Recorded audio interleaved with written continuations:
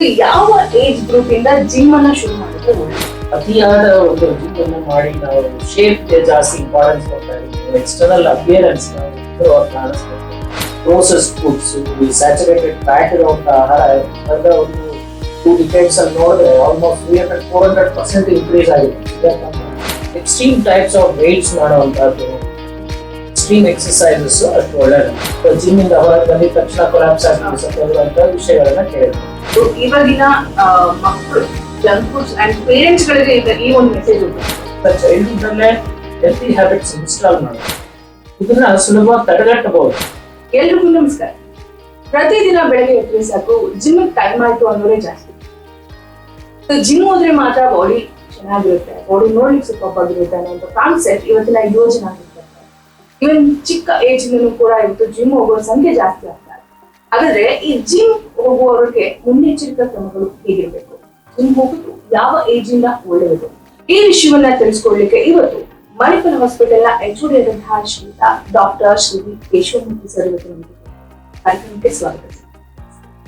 ಇವಾಗ Young generation ಏನಾಗ್ತದೆ ಅಂದ್ರೆ ಎಲ್ಲಿ ನೋಡಿದ್ರು ಏರಿಯಾ ವೈಸ್ ಹೋದ್ರು ಕೂಡ gym gym gym, gold gym ಇರ್ಬೋದು, ಸೊ ವೆರೈಟಿ ಜಿಮ್ಸ್ ಗಳು ಕಾಣ್ತಾ ಇದೆ. ಯಾವ ಏಜ್ ಗ್ರೂಪ್ ಇಂದ ಜಿಮ್ ಅನ್ನ ಶುರು ಮಾಡಿದ್ರೆ ಒಳ್ಳೆಯದು?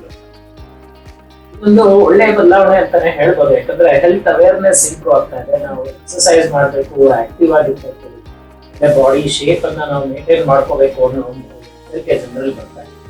ಅದೇ ರೀತಿ ಕೆಲವು ಹಾನಿಕಾರಕ ಅಂಶಗಳು ಇದಕ್ಕೆ ಸೇರ್ಕೊಂಡ್ಬಿಟ್ಟಿದೆ. ಇದಕ್ಕೆ ಸರಿಯಾದ ತಿಳುವಳಿಕೆ ಹೇಳಿದೆ ಸಡನ್ ಆಗಿ ಜಿಮ್ ಮಾಡುವಂತದ್ದು, ಎಕ್ಸರ್ಸೈಸ್ ಮಾಡೋದಕ್ಕೆ ನಮ್ಮ ದೇಹಕ್ಕೆ ಸೂಟಬಲ್ ಆಗದೇ ಇರುವಂತಹ ಕೆಲವು ಎಕ್ಸರ್ಸೈಸ್ ಮಾಡುವಂತ, ಅತಿಯಾದ ಒಂದು ಜಿಮ್ ಅನ್ನ ಮಾಡಿ ನಾವು ಶೇಪ್ಗೆ ಜಾಸ್ತಿ ಇಂಪಾರ್ಟೆನ್ಸ್ ಕೊಡ್ತಾ ಇದ್ದೀವಿ. ಎಕ್ಸ್ಟರ್ನಲ್ ಅಪಿಯರೆನ್ಸ್ ಕಾಣಿಸ್ಬೇಕು, ಮಸಲ್ಸ್ ಎಲ್ಲ ಕಾಣಿಸ್ಬೇಕು ಅನ್ನೋ ಒಂದು ಉದ್ದೇಶದಿಂದ ಸಪ್ಲಿಮೆಂಟ್ಸ್ ತಗೊಳ್ಳುವಂತಹದ್ದು, ವಿಪರೀತವಾದ ವೆಯ್ಟ್ಸ್ ಅಥವಾ ಮ್ಯಾರಥಾನ್ ಎಕ್ಸರ್ಸೈಸಸ್ ಮಾಡುವಂಥದ್ದು ಎಲ್ಲ ಕೆಲವು ಹಾನಿಕರ ಪರಿಣಾಮಗಳು ಸಹ ಇದೆ.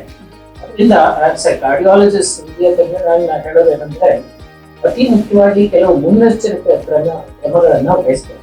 ಒಂದು ಇದ್ದಕ್ಕಿದ್ದಂತೆಯೇ ಯಾವ್ದಾದ್ರು ಎಕ್ಸರ್ಸೈಸ್ ಅನ್ನ ಸ್ಟಾರ್ಟ್ ಮಾಡಬಾರ್ದು. ಅದಕ್ಕೆ ಒಂದು ಕನಿಷ್ಠವಾಗಿ ಕೆಲವು ಪರೀಕ್ಷೆಗಳನ್ನ ಮಾಡಿಸ್ಕೊಳ್ಳುವಂಥದ್ದು. ಅಂದ್ರೆ ಕೆಲವು ಪ್ರೀ ಎಕ್ಸಿಸ್ಟಿಂಗ್ ಡಿಸೀಸಸ್ ಬೌಲರ್ಸ್ ಅಥವಾ ಅಥ್ಲೀಟ್ಸ್ ಅಲ್ಲಿ ಸಡನ್ ಆಗಿ ಡೆತ್ ಆಗೋದನ್ನ ಸಾಮಾನ್ಯವಾಗಿ ನೋಡ್ತಾ ಇದ್ದೀವಿ. ಫುಟ್ಬಾಲ್ ಆಡ್ತಿದ್ದಾಗಲೇ ಕೊಲಾಪ್ಸ್ ಆಗಿ ಹೋಗುವಂಥದ್ದು, ಜಿಮ್ ಇಂದ ಹೊರಗೆ ಬಂದಿದ ತಕ್ಷಣ ಕೊಲಾಪ್ಸ್ ಆಗಿ ಹೋಗುವಂತ ವಿಷಯಗಳನ್ನ ಕೇಳಿದ್ರು. ಇದನ್ನ ಸುಲಭವಾಗಿ ತಡೆಗಟ್ಟಬಹುದು. ಸಿಂಪಲ್ ಸ್ಕ್ರೀನಿಂಗ್ ಟೆಸ್ಟ್ ಇದೆ, ECG, ಎಕೋಕಾರ್ಡಿಯೋಗ್ರಾಮ್, ಫ್ಯಾಮಿಲಿ ಹಿಸ್ಟ್ರಿ ಇರುತ್ತೆ. ಕೆಲವರಿಗೆ ಹೈಪರ್ಟೋಪಿಕ್ ಕಾರ್ಡಿಯೋಮಯೋಪತಿ ಅಂತ ಕಂಡೀಷನ್ಸ್ ಸುಲಭವಾಗಿ ತಡೆಹಿಡಿಬಹುದು. ಬ್ಲಡ್ ಟೆಸ್ಟ್, ಜೆನೆಟಿಕ್ ಟೆಸ್ಟ್ ಎಲ್ಲ ಸ್ವಲ್ಪ ಅಡ್ವಾನ್ಸ್ ಟೆಸ್ಟ್ ಇರುತ್ತೆ. ಕಂಡಿಟ್ಕೊಂಡ್ರೆ ನಾವು ಸೂಕ್ತವಾದ ಮುನ್ನೆಚ್ಚರಿಕೆಯನ್ನ ವಹಿಸಬಹುದು. ಅಂದ್ರೆ competitive sports, athletics, extreme sports ಅದನ್ನೆಲ್ಲ ನಾವು ಅವಾಯ್ಡ್ ಮಾಡುವಂತ ಅಡ್ವೈಸ್ ಅನ್ನ ನಿಖರವಾದ ರೀತಿಯಲ್ಲಿ ಕೊಡಬಹುದು. ಸೊ ಎಕ್ಸರ್ಸೈಸ್ ಸ್ಟಾರ್ಟ್ ಮಾಡೋದಕ್ಕೆ ಮುಂಚೆ ಒಂದು ಪ್ರಾಪರ್ ಕಾರ್ಡಿಯಾಲಜಿ ಕನ್ಸಲ್ಟೇಷನ್ ಮಾಡ್ಕೊಳ್ಳೋದು ಒಳ್ಳೆಯದು. ಗೂಗಲ್ ಮಾಡಿ ಅಥವಾ ವಿಷಯಗಳನ್ನ ತಿಳ್ಕೊಂಡು ಮಾಡುವಂತದ್ದಲ್ಲ, ಫಾರ್ಮಲ್ ಆಗಿ ಒಂದು ECG, echocardiogram, proper cardiologist consultation ಮುಗಿಸಿದ್ರೆ ಅತ್ಯುತ್ತಮವಾದ ಒಂದು ರಿಸಲ್ಟ್ ಅನ್ನ ಮಾಡ್ಬೋದು. ಎರಡನೇದಾಗಿ ಬಾಡಿ ಶೇಪ್ ಗಿಂತ ಬಾಡಿಗೆ ಆರೋಗ್ಯ ಮುಖ್ಯ. ಒಳಗೆ ಏನೋ ಕಂಟೆಂಟ್ ಇರುತ್ತೆ, ಕೊಲೆಸ್ಟ್ರಾಲ್, ಬ್ಲಡ್ ಪ್ರೆಷರ್ ಎಲ್ಲ ಹೊರಗೆ ಕಾಣದೇ ಇರುವಂತ ಅಂಶ. ಕಾಣೋದು ಒಂದು strong muscles, strong fit body ಅಂತ ಕಾಣಿಸ್ತಾ ಇದೆ. ಬಟ್ ಒಳಗಿನ ಕಂಡೀಷನ್ ಯಾರಿಗೂ ಗೊತ್ತಿರಲ್ಲ. Outer appearance is not equivalent to a healthy inner appearance. ಅವ್ರು ಎಷ್ಟು ಪೀಸ್ಫುಲ್ ಆಗಿರ್ತಾರೆ, ಎಷ್ಟು ಹ್ಯಾಪಿ ಆಗಿರ್ತಾರೆ, ಏನ್ ಕನ್ಸ್ಯೂಮ್ ಮಾಡ್ತಿರ್ತಾರೆ ಕಾಣಿಸ್ತಿರಲ್ಲ. ಬಾಡಿ ಮಾತ್ರ ಚೆನ್ನಾಗಿರೋ ತರ ಅವರು ದೇಹನ ಬೆಳೆಸ್ಕೊಂಡ್ರು.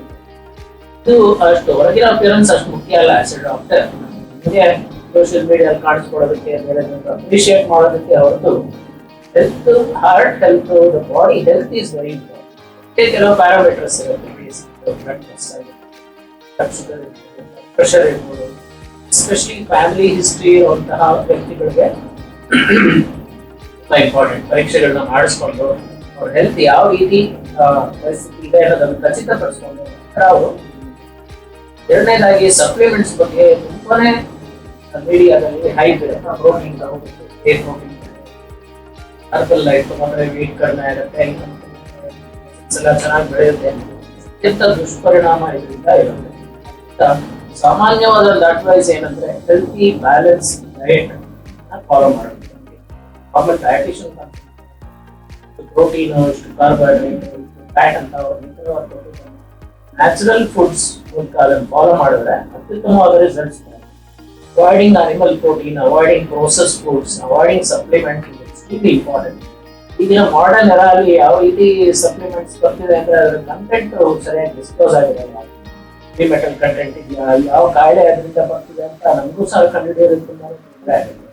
ಅದು ಲೆಡ್ ಇರ್ಬೋದು, ಹೆವಿ ಮೆಟಲ್, ಮರ್ಕ್ಯೂರಿ ಇವೆಲ್ಲ ಸೇರಿರುವಂತಹ ಕೆಲವು ಅಂಶಗಳು ಚೆನ್ನಾಗಿ ಅನ್ನಿಸ್ಬೋದು, ನಮ್ಗೆ ಇಮ್ಯುನಿಟಿ ಬೂಸ್ಟ್ ಆಯ್ತು ಅಂತ ಅನ್ನಿಸ್ಬೋದು, ಆದ್ರೆ ಹಾನಿ ತುಂಬಾನೇ ಇರುತ್ತೆ. ಸೊ ಈ ಎರಡನ್ನ ನೀವು ಗಮನಿಸಬೇಕು. ಒಂದು, ನಿಯಮಿತವಾಗಿ ಪರೀಕ್ಷೆಗಳನ್ನ ಮಾಡಿಸ್ಕೊಂಡು ಎಲ್ಲರೂ ಫಾರ್ಮಲ್ ಆಗಿ ಅಡ್ವೈಸ್ ತಗೊಳ್ಳೋದು, ಎಕ್ಸರ್ಸೈಸ್ ಸ್ಟಾರ್ಟ್ ಮಾಡಬೇಕು ಅತಿ ಮುಖ್ಯವಾದದ್ದು. ಎರಡನೇದು, ಫುಡ್ ಬಗ್ಗೆ, ಡಯಟ್ ಅಂಡ್ ನ್ಯೂಟ್ರಿಷನ್ ಬಗ್ಗೆ ಗಮನ ವಹಿಸುವಂತದ್ದು ಎರಡು ಮುಖ್ಯವಾದ. ಈಗ ಜಿಮ್ ಹೋಗ್ತಾ ಇದ್ದಾರೆ 1 hour 2 hour ಮಿನಿಮಮ್, ಅಥವಾ ಅದಕ್ಕೆ ರೆಗ್ಯುಲೇಷನ್ ಇವರು 4 hours ಮಾಡ್ತಾರೆ, ಇಲ್ಲ ಬೆಳಗ್ಗೆ ಮಾರ್ನಿಂಗ್ ಹೋದ್ರೆ ಮಧ್ಯಾಹ್ನ ಜಿಮ್ ಅಲ್ಲಿ. ಅಂಡ್ ಇದು ಒಂದೇ ಅಲ್ಲ, ಇವಾಗಿನ ಲೈಫ್ ಸ್ಟೈಲ್ಗೆ ಸ್ವಲ್ಪ ಸ್ಟ್ರೆಸ್ಗಳು ತುಂಬಾ ಇದೆ. ವರ್ಕ್ ಸ್ಟ್ರೆಸ್, ಇದ್ರ ಜೊತೆ ಜಿಮ್ಗಳು ಮಾಡ್ತಾರೆ. ಜಿಮ್ ಮಾಡೋದ್ರೂ ಕೂಡ ಸ್ಟ್ರೆಸ್ ಇರುತ್ತೆ, ಈಕ್ವಲ್ ಬ್ಯಾಲೆನ್ಸ್ ಆಗುತ್ತೆ. ಬ್ಯಾಲೆನ್ಸ್ ಅನ್ನುವಂತ ಒಂದು ಮುಖ್ಯವಾದ ವರ್ಡ್ ನಾನು ಹೇಳಿದ್ವಿ.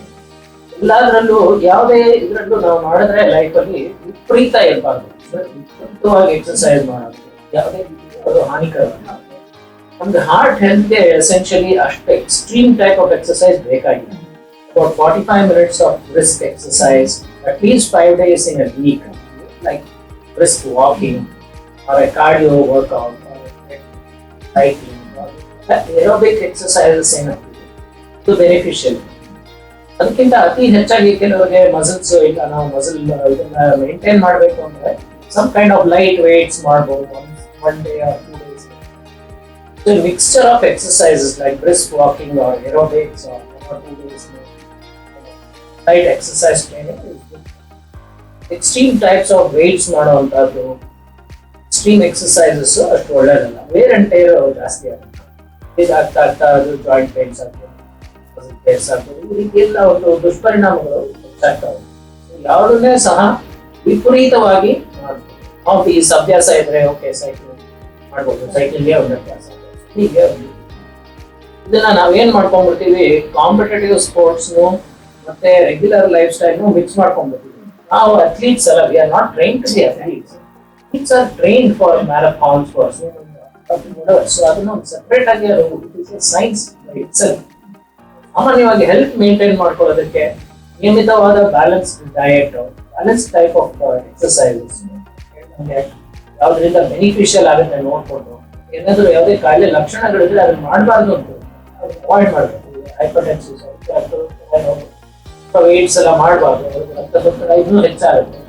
ಇದನ್ನೆಲ್ಲ ಫಾರ್ಮಲ್ ಆಗಿ ಅಡ್ವೈಸ್ ತಗೊಂಡು ಮಾಡಿದ್ರೆ safe, healthy and happy for. ಇವಾಗಿನ ಲೈಫ್ ಸ್ಟೈಲ್ಗೆ ಕೆಲವರು ಜಂಕ್ ಫುಡ್ ಇದರಿಂದ ವೇಟ್ ಹೆಚ್ಚಾದಾಗ ಆಗ BP ಶುಗರ್ ಶುರು ಆಗುತ್ತೆ. ಆ ಮೂಮೆಂಟ್ ಅಲ್ಲಿ ಜಿಮ್ಗೆ ಸೇರುತ್ತದೆ. ಸೊ ದಯವಿಟ್ಟು ಇದನ್ನೆಲ್ಲ ಅವಾಯ್ಡ್ ಮಾಡಿ. ಜಿಮ್ಗೆ ಸೇರೋಕೆ ಮುಂಚಿತವಾಗಿ ನೀವು ಬ್ಯಾಲೆನ್ಸ್ ಡಯಟ್ ಇರ್ಬೋದು ಅಥವಾ ಒಂದು ಹೆಲ್ತ್ ಚೆಕ್ಅಪ್ ಅನ್ನ ಮಾಡ್ಕೊಂಡು ಜಿಮ್ಗೆ ಸೇರಿ ಈ ಒಂದು ವಿಷಯ ಅರ್ಥ ಅಷ್ಟೇ. ಅಂಡ್ ಇನ್ನೊಂದು ಹೇಳ್ಬೇಕು ಅಂತಂದ್ರೆ, ನಾವು ಸ್ವಿಮ್ಮಿಂಗ್ ಬಗ್ಗೆ ರೀಸೆಂಟ್ ಆಗಿ ಏನಾಯ್ತು ಅಂತಂದ್ರೆ, ಒಂದು swimming centre like around 42 something age group ಒಂದು ಪರ್ಸನ್ ಸ್ವಿಮ್ಮಿಂಗ್ ಮಾಡ್ತಾ ಸಾಧ್ಯ ಇದರಲ್ಲಿ ಕೂಡ ರೆಡಿ ಆಗುತ್ತೆ. ಯಾವುದೇ ರೀತಿ ಎಕ್ಸರ್ಸೈಸ್ ಆಗ್ಬೋದು. ಯಾಕಂದ್ರೆ ನಾವು ಲೈಫ್ ಸ್ಟೈಲ್ ಅಲ್ಲಿ ನೋಡಿದಾಗ ಅದು ಮನೇಲಿ ಆಗ್ಬೋದು, ಎಕ್ಸರ್ಸೈಸ್ ಆಗ್ಬೋದು. ಒಂದು ವಿದ್ಯಾಘಾತ ಇದ್ದಕ್ಕಿದ್ದಂತೆ ಆಗುತ್ತೆ.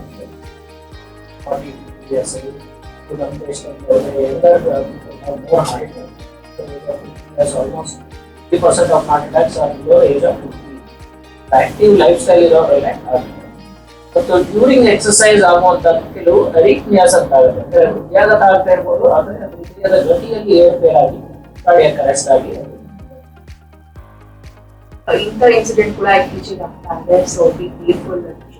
ಸೊ ಫೈನಲಿ ನಾನು ಹೇಳ್ಬೇಕಾಗಿದ್ದು, ಇವಾಗಿನ ಮಕ್ಕಳು ಜಂಕ್ ಫುಡ್ಸ್ ಅಂಡ್ ಪೇರೆಂಟ್ಸ್ ಗಳಿಗೆ ಈ ಒಂದು ಮೆಸೇಜ್ ಹೋಗ್ಬೇಕು. ಎಸ್ಪೆಷಲಿ ಮಕ್ಕಳಿಗೆ ಬೇಕಾಬಿಟ್ಟಿ ತಿಂಡಿ ತಿನಿಸುಗಳನ್ನ ಕೊಡ್ತಾರೆ, ಜಂಕ್ ಫುಡ್ಸ್ ಅನ್ನ ಕೊಡ್ತಾರೆ. ಇವಾಗಲೇ wait even 9 years old, 5 years old ಕೂಡ 12 years old ತರ ಕಾಣ್ತಾ ಇದ್ದಾರೆ. ಸೊ ಇದರಿಂದ ಏನಾದ್ರು ಹೃದಯಕ್ಕೆ ಪ್ರಾಬ್ಲಮ್ ಆಗುತ್ತೆ ಮಕ್ಕಳಲ್ಲಿ? ಈಗ ಲೇಟೆಸ್ಟ್ ಎಪಿಡೆಮಿಕ್ ಅಂದ್ರೆ ಒಬೆಸಿಟಿ ಎಪಿಡೆಮಿಕ್ ಅಂತ ಆಗ್ತಾ ಇದೆ. ಮುಂಚೆ ಏನಂದ್ರೆ ಪಾಶ್ಚಿಮಾತ್ಯ ನೇಷನ್ಸ್ ಅಲ್ಲಿ ರಿಚರ್ ನೇಷನ್ಸ್ ನಲ್ಲಿ ಚೈಲ್ಡ್ಹುಡ್ ಒಬೆಸಿಟಿ ಹೆಚ್ಚಾಗಿರ್ತಾ ಇತ್ತು. ಅದು ಸಹ ಅಬೌಟ್ 18% ಆಫ್. ಆಮೇಲೆ ಏನಾಗಿದೆ, ಮಾನಸಿಕವಾಗಿ ಕೆಲವು ಚೇಂಜಸ್ ಆಗಿದೆ. ಅಂದ್ರೆ ಹೆಲ್ತಿ ಆಗಿರೋದು ಅಂದ್ರೆ ಫ್ಯಾಟ್ ಆಗಿರೋದು ಅಂತ ಆಗಿದೆ. ಮಕ್ಕಳು ದಪ್ಪಕ್ಕೆ ಮುಂದಾಗಿದ್ರೆ ಅವರು ಚೆನ್ನಾಗಿದ್ದಾರೆ ಅನ್ನೋ ಭಾವನೆ ಬಂದಿದೆ. ಮಕ್ಕಳಲ್ಲಿ ಎಲ್ಲಾ ರೀತಿಯ ಆಹಾರವನ್ನು ಕೊಟ್ಟು ಹೇಗಾರು ಮಾಡಿ ಅವರು ವೇಟ್ ಚೆನ್ನಾಗಿದೆ. 50% of the mothers are the complaint that the child is not eating ಅಲ್ಲ, ಎಲ್ಲ ಅವರ ಬಾಡಿ ಆ ರೀತಿ ನಂಬಿಕೆ ಇರಲ್ಲ. ಅದರಿಂದಾಗಿ ಅಡಿಷನಲ್ ಫೀಡ್ಸ್ ಕೊಡುವಂತಹದ್ದು, ಪ್ರೋಸೆಸ್ ಫುಡ್ಸ್, ಈ ಸ್ಯಾಚುರೇಟೆಡ್ ಫ್ಯಾಟ್ ಇರುವಂತ ಆಹಾರ ಕಳೆದ ಒಂದು 2 decades ಅಲ್ಲಿ ನೋಡಿದ್ರೆ ಆಲ್ಮೋಸ್ಟ್ 300-400% ಇನ್ಕ್ರೀಸ್ ಆಗಿದೆ. Sugar consumption, fat consumption, process food consumption ಎಲ್ಲ ಹೆಚ್ಚಾಗ್ಬಿಟ್ಟು childhood obesity has become an epidemic.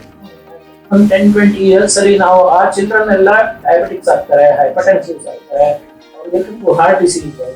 ಇನ್ನೇ ಇದು ನಾವು ಈಗ ಮುನ್ನೆಚ್ಚರಿಕೆ ವಹಿಸ್ತಾ ಇದ್ರೆ ಇನ್ನು 10-20 years ಅಲ್ಲಿ world capital of diabetes, hypertension ಈ ಆ ಮಟ್ಟದಲ್ಲಿ ಅದು ಸಹ ಹೆಚ್ಚಾಗ್ತಾ ಹೋಗುತ್ತೆ. ಚೈಲ್ಡ್ಹುಡ್ ಅಲ್ಲೇ ಹೆಲ್ತಿ ಹ್ಯಾಬಿಟ್ಸ್ ಇನ್ಸ್ಟಾಲ್ ಮಾಡಬೇಕು.